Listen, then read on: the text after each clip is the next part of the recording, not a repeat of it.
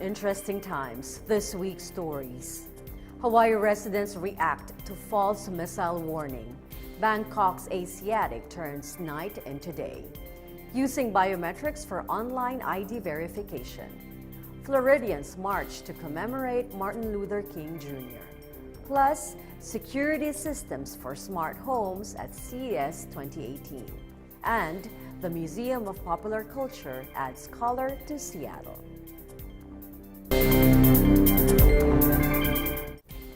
Hello everyone, I am Eliza Gonzalez, Manglik Mod, bringing you stories from around the globe, and this is Eagle News, Washington, D.C.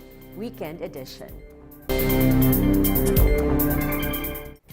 On January 13, a little more than a week ago, at 8:07 in the morning, a ballistic missile threat warning was sent to televisions and mobile phones of Hawaii residents. Panic enveloped the Aloha State residents, fearing for their lives, ran for safety, most of them saying goodbye to loved ones in fear of not surviving a nuclear attack. Only to find out it was a false alarm. EBC's Ron Hamilton shares with us how some of the residents there felt during this harrowing experience. On what was supposed to be a long-awaited 3-day weekend in honor of Dr. Martin Luther King Jr.'s birthday, Hawaii State residents instead received a frightening wake-up call. The U.S. Pacific Command has detected a missile threat to Hawaii. For people in Hawaii, after an alert warned of an incoming ballistic missile. Now, this was sent out about half an hour ago. At approximately 8:07 a.m. Hawaii time, cell phones and mobile devices began receiving text alerts from the state government that read, "Ballistic missile threat inbound to Hawaii. Seek immediate shelter. This is not a drill." Similar alerts were also displayed on TV screens, interrupting regular programs. Residents and tourists immediately took shelter in closets, stairwells, and lower floors to avoid any flying debris. Those on the road tried to seek protection in places like hospitals, schools, and churches. Meanwhile, those who are familiar with these drills were skeptical, as some sirens did not go off. Nor was there a similar warning from the U.S. Pacific Command or from the federal government. For those at Honolulu's International Airport, one immigration officer said the missile alert was nerve-wracking to the extent that airport personnel and passengers might seek counseling. One inbound passenger recalled receiving instructions from the flight crew to turn off all cell phones until after their flight reached the terminal to avoid any panic or chaos while inside the plane. At 8:20 a.m., a cancellation message went out through social media. It wasn't until more than 20 minutes later, at 8:45 a.m., when the Hawaii Emergency Management Agency finally rescinded the alert, indicating it was a false alarm. Hawaii Governor David Ige issued a statement citing the alarm was triggered by a mistake during a shift change. During a press conference, Governor David Ige expressed anger and disappointment in spite of his administration's ongoing efforts to better prepare the state. Emergency Management Administrator Vern Miyagi publicly accepted responsibility for his team's mistakes and assured they would never happen again. Some of the corrections they mentioned included a 2-person team and additional redundancies. They also ruled out the possibility of a cyber attack and emphasized that the alert was caused by human error. Human error notwithstanding, today's mishap has already drawn a lot of criticism. Hawaii Senator Brian Schatz tweeted, "What happened today is totally inexcusable. The whole state was terrified. There needs to be tough and quick accountability and a fixed process." Here are some reactions from today's event. Hiking up top, one of the hiking trails here in Hawaii, and then by the time we were almost at the peak of the trail, that's when all of us that were on trail got the notification that there is apparently a ballistic missile that's on its way towards Hawaii, and letting all the people know that, we need to seek shelter right away, and that apparently it wasn't a drill. So, yeah, that's pretty much how it was. What was the first thing that came into your mind? Well, I mean, it's crazy, going here to Hawaii, because I came from Seattle and came with my friends to attend an event and at the same time, have fun, just go chill, and then like all of a sudden you get this notification that, hey, you're pretty much going to be doomed because a missile is coming your way. So it's crazy, it's, you're worried at the same time because, you want to live to see another day. Many people with PTSD from wars before, might have been triggered, and I think were triggered from the comments I read on Facebook. Then I figured the best place to go would be the bathroom, because my apartment is brick and there's a sliding door that shuts. So I was like, if something happens, that's probably the safest place to be. I have 20-something years in the military, so I've been exposed to a lot of drills and bombing scenarios where we have to take cover and protect our patients and our other staff. We went to a 4th floor of the building because the bottom building is open and it would be best to be underground, but that wasn't available to us, so the 4th floor had an opportunity to have no windows and that we would be safe there, which is a concrete structure and has no opening to the outside. But everybody was very scared, very emotionally upset. Some of the patients came in, had a really rough time because of that, because I think that they realized that how likely that this could be an actual true threat or a true incident. A lot of people realize that it might be a good idea to research and become educated on what you need to do in case of a nuclear blast. The state's tourism authority has assured that Hawaii is still open for tourists and businesses. Investigations by the state legislature and even the U.S. Federal Communications Commission are forthcoming. Reporting from Honolulu, Hawaii, this is Ron Hamilton for Eagle News. I am one with 25. Thanks, Ron. More reactions from Hawaii residents about this false alert next week. Now wipe the frown off your faces and let's head over to the land of smiles. Romessa Valdez, our EBC Thailand correspondent, shows us how Asiatic turns Bangkok Nights into day with food, shopping, and entertainment. Whether on holiday, looking for places to visit, or need to relax and unwind, Asiatic is one of the top destinations for everyone. Asiatic, the riverfront, is a popular tourist spot, both for locals and foreigners. The night market is situated on the riverfront with houses, approximately 40 eating places, and more than 500 market stalls that will definitely satisfy your cravings. One of the main attractions is a beautiful Ferris wheel that will give a picturesque view of the river. Asiatic is a must visit if you are in Bangkok.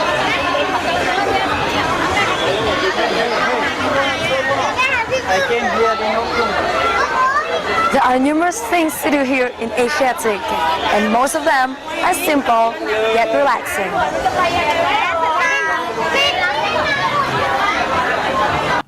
First is to enjoy the romantic walk. Enjoy the array of entertainment options ranging from street shopping, live music, stage performances, city view from the giant wheel, community games, and of course, the view of Bangkok. Next is to grab a bite. If you love foods or on a date, skip the sightseeing and pick a dining of your choice. For the taste lovers, there is Italian, Mexican, Chinese, Japanese, Thai, and Indian food in the plaza area. Experience some homemade bakery products and desserts as they are a complete delight. Take a deep breath, savor the moment before going on the Ferris wheel, spend a little time alone on the deck while gazing upon the city that awaits for you with more surprises. Reporting from Asiatic, the riverfront, Bangkok, Thailand, this is Romessa Valdez, and I am one with 25. Thanks, Romessa. Looking forward to more stories from Thailand. Up next, using biometrics for online ID verification. Floridians marched to commemorate Martin Luther King Jr. Eagle News, Washington, D.C. Weekend Edition will return in a moment.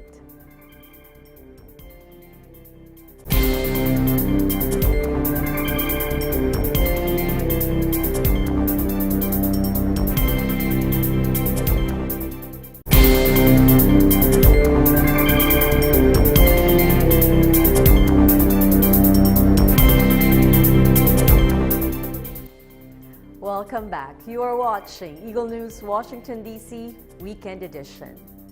Have you ever got locked out from an online account because you could not remember your password, nor the answer to the site's security question? Thomas Likeness of EBC Canada tells us how verifying online identity with biometrics can help and if Canadians are ready for it. Thomas? I'll be right with you. I just have to log on to pay this bill. Does this ever happen to you? You're trying to pay a bill or log on to your account so you can buy something online, but you can't remember your password. Well, you're not alone. A new survey by Visa, the credit card people, says 85% of Canadians would favor using biometrics to verify identity or make payments. And 6 out of 10 people say they're already familiar with biometrics. What are we talking about here? Well, instead of using a password, authentication could be done in a number of ways. Technology could use fingerprints, facial recognition, or even voice recognition to unlock accounts and make payments. Biometrics seems to overcome the obvious problems. You know, traditional passwords can be stolen, and not only that, they're easy to forget. And even if you can remember them, for a guy like me with big fingers, typing them into this small keyboard is next to impossible. And for most accounts, after several unsuccessful tries, you're locked out of the account, and there's a complicated procedure to get back in. The survey found that passwords are so frustrating that 1 in 3 people have abandoned an online purchase because they could not remember their password. Visa based this survey on interviews with 1,000 ordinary Canadians. I spoke with a few of them myself.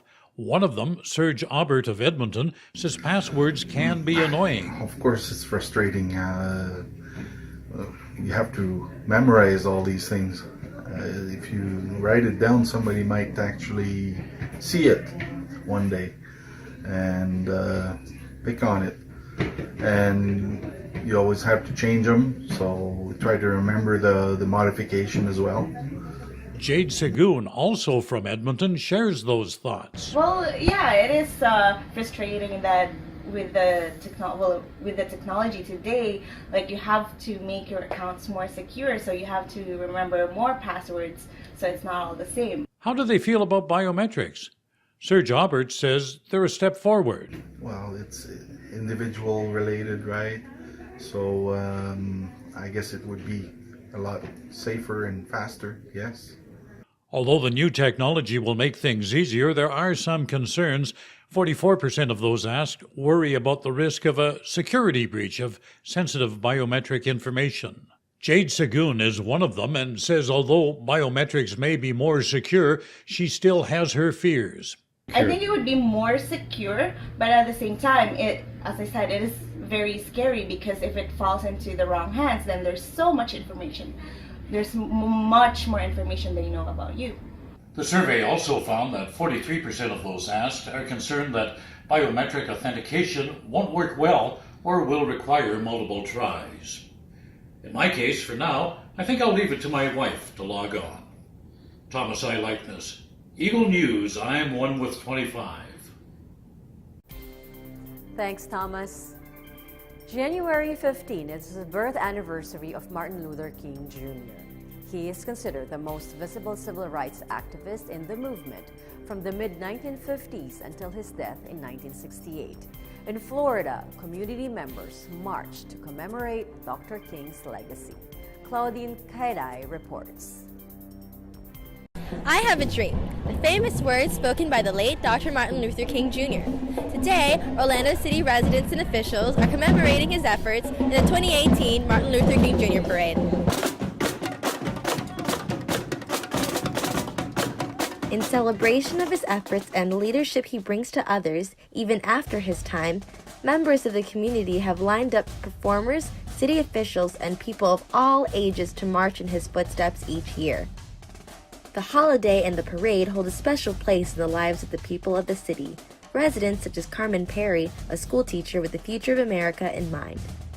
My grandson, he loves the parade, and we come every year to mostly every parade there is, and also just to celebrate Dr. Martin Luther King's dream, because equal rights for all people, all mankind.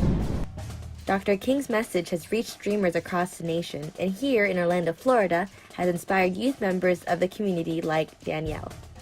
It means a lot to me. It means leadership, and we're part of MLS, and that's Minority Leadership Scholars. So he was a leader, we are a leader, so it just comes together. Like Danielle, other youths reflect on Dr. King's message and leadership as one that sets a precedent for today's and tomorrow's society. I just want to be like a public figure, like somebody that's inspirational, people can look up to, and be based like following my footsteps, but do better and make society better. Almost 55 years ago, Dr. Martin Luther King Jr. had delivered his I Have a Dream speech on the steps of the Lincoln Memorial in Washington, D.C. This memorable event has defined the goal of future generations of not only civil rights activists, but parents, children, and communities of people to pursue their dreams for the United States of America. The MLK Parade was another event that united and inspired the Orlando community. I'm Claudine Kadai, coming to you from Orlando, Florida, and I'm 1 with 25. Thanks, Claudine. Coming up, security systems for smart homes at CES 2018. The Museum of Popular Culture, or MOPOP, adds color to Seattle. Eagle News Washington, D.C. Weekend Edition will return shortly.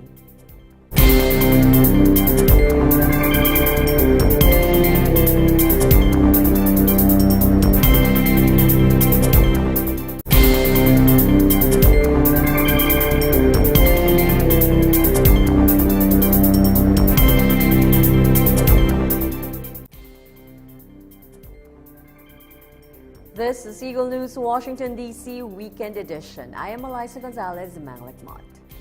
CES, or the International Consumer Electronics Show, is an annual trade show in Las Vegas, Nevada, organized by CTA, or the Consumer Technology Association. Joining CES 2018, the EBC team shows us what gadgets and inventions to watch out for, one of which is a security system for smart homes. Lynn Pence with more. With all that CES 2018 has to offer, what are homes without new or more innovative ways to make your smart home even better? Here at CES 2018 in Las Vegas, Nevada, businesses from near and far showcase their latest technology for your home. Here we'll take a tour with Elan and Nortec Home Security Systems, which will show us a tour of their smart home do-it-yourself home tech securities. Let's go take a look.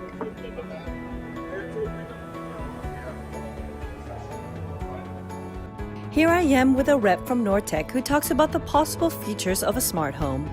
What we have is we have the new Libre Mobile. It does what we call successful aging, which essentially empowers senior mobility. And it has advanced fall detection technology and algorithms. So it will not trigger an event if someone were sitting down, but it'll trigger it if they sit down and move to the side, or sit down and have a jarring event. It'll contact the monitoring station and say, "Are you okay?" If the person did not respond because it was something traumatic, it has GPS locator. What we have here is the new Rely system. It is a basic monitored solution. You have millennials. My son has been 4 times in 2 years moving around. Right. It could be very costly if I were to give them a security system. Now you can say, what does a millennial have? They have their laptop. They have phone, toys, and they're renting a room. He can use this system in his room. It's a monitored solution that's very simple to install, and it's portable. When he moves to the next place 4 months later, he can take it with him. But I can use Alexa to arm my alarm system. So what I would do here is that, just using key fob, I'm now arming the system, and now what it's doing is running a scene where it's going to turn off my house lights, it's going to lock my front door, and it's going to close my garage door. Now we're on the second floor of this smart house with a rep from Milan talking about their award-winning touch panels. We're all about entertainment and taking all of the systems in the home and bringing them together. So you can see all of the systems within the home: security, climate, lighting, media, and even irrigation. So another big thing that Milan is known for is its intercom solution. I've got touch panels throughout the home, and I can just create an intercom call between them, and now I'm talking to Brian over there. Well, I really hope you enjoyed that tour with Elan and Nortec. It really showed us what a smart home can be like with security. It catered everything from millennials to baby boomers. So from CES 2018 here in Las Vegas, Nevada, I am Lynn Pence from Washington, D.C., and I am one with 25. Thanks, Lynn. Sleepless in Seattle and don't know what to do or where to be? Well, here's somewhere you can be to spend hours enjoying contemporary music, movies, and art. The MOPOP, or the Museum of Popular Culture. Seattle Bureau's Ariel De Los Santos with the story.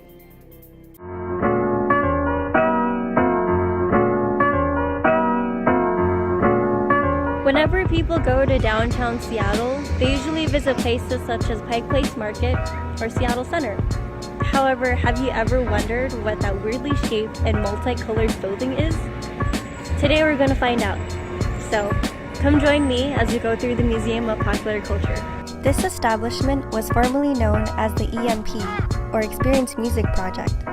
It was established in the year 2000, but was changed in 2016 to what is now known as MOPOP, or the Museum of Pop Culture. Funded by Microsoft co-founder and local resident Paul Allen, it is a non-profit museum concentrated to modern and past contemporary pop culture. Upon entering the building, you're greeted with lights and sounds that make you realize that you are about to have a different museum experience than what you're used to. There are many interactive stations, timeless music instruments, and movie props to see, but the lineup of starring exhibits change throughout the year. How can you only visit once? If 6 was 9, what's that, you say? It's the iconic guitar sculpture that greets you as you walk up the stairs to the main floor. It's truly a sight to see, as it's made up of over 5,000 musical instruments and 30 computers. A few feet away is the Sky Church. It's a 140,000 square foot building that features one of the largest indoor LED screens around. Concerts, films, as well as private events are held here frequently for the community and exhibit attendees. One of the newer additions is the Indie Game Revolution, sponsored by local games giant Nintendo. Here you learn about various platforms and technology used to create video games. There are many interactive stations to play here, so if you're like me, you can be here for a while. Also in the museum are exhibits that display more memorabilia from classic movies such as Terminator, Lord of the Rings, Princess Bride, Wizard of Oz, and Back to the Future, just to name a few. If you're a Trekkie, at the upper levels they have a whole floor dedicated to Star Trek. It provides visuals of its evolution and historical context of its time. Oh, and did you ever wonder how they teleported on the show? You can experience it here as well. For music aficionados, the museum hosts galleries to some of the local greats such as Jimi Hendrix. There's a room showcasing rare photos, handwritten lyrics, and instruments he himself used. On the same level is a display paying tribute to legendary guitarists as well as their favorite instruments. Wow, that was a lot to see in a day. But that is only just one of many things to do here in Seattle. So until next time, from Seattle, Washington, I'm Ariel De Los Santos, and I am one with 25. Thanks, Ariel. Love, love, love Seattle. We hope you enjoyed Eagle News Washington, D.C. Weekend Edition. Join us next Saturday for more fun and exciting stories from our EBC bureaus around the world. Visit our website at Eaglenews.PH, like us on Facebook, and follow us on Twitter at twitter.com/EagleNewsPH. Thank you for watching. I am Eliza Gonzalez, Manglik Mott, always 1 with 25.